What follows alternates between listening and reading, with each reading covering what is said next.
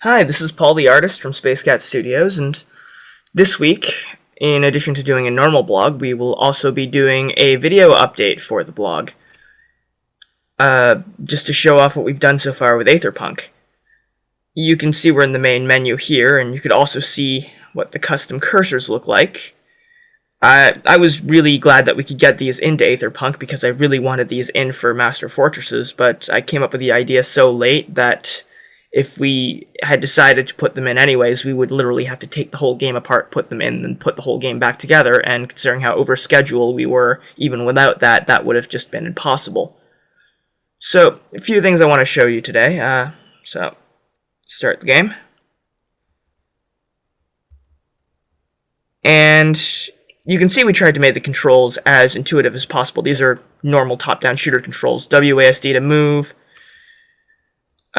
move the mouse to aim, and click to fire. You'll also notice that we've just implemented the Swarm Lord and the Swarmers. Their AI isn't exactly perfect yet, so we haven't actually put in their AI into this build, this build is a couple days old, and it is out of date. The menus still aren't finished, we still don't have sound, and the GUI is still using the development mock-up that we've been using for the past 2 months. I just uploaded the final version this morning, so that should be fixed by next week. One other control is, you can go into this area here around the workbench, press space, and you're in the rest of the menu. Here you can have the workshop where you can scrap your old useless weapons and, craft and equip shiny new weapons. The skills screen, which is still a work in progress, as is the bestiary, which shows off all the evil creatures trying to kill you. We have an option screen in, which is a recent thing. It lets you turn music on and off, adjust the graphical quality, and it gives you a list of controls, just a full list just to know what you're doing.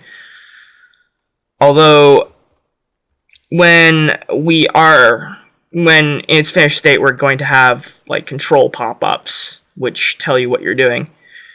You'll notice that as I am holding down the mouse button to unleash fiery hell upon these swarmers, that basically the crosshair is expanding to show that under sustained fire my weapon becomes less accurate.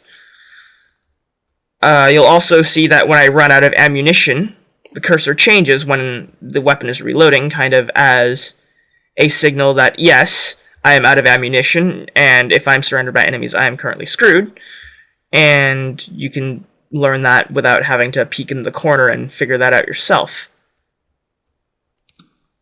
Last thing I want to show off is beams, which you've already seen a bit of before. These were really hard to get in, mainly because the distance the beams travel are variable. Once we get things working properly, they should actually stop when they hit something instead of just doing that. We're still working on that. It should be fixed by next week. Well, actually, I guess I'm promising that for a lot, but we are in that stage of development where we're basically we're almost done putting things in, where you just have to make sure they all work properly before we put the game up for bidding, which should be by the end of the month or the beginning of April, hopefully. The bidding process usually takes about a month and a half. I might do a blog update on that sometime in the future, just so you all know what I'm talking about. Hopefully Aetherpunk will be available for public consumption by the end of April, beginning of May. Cross my fingers. Chances are it won't be that early because I tend to set highly unrealistic schedules. But yeah, that's all I have to show you for this week. See you next week, I guess.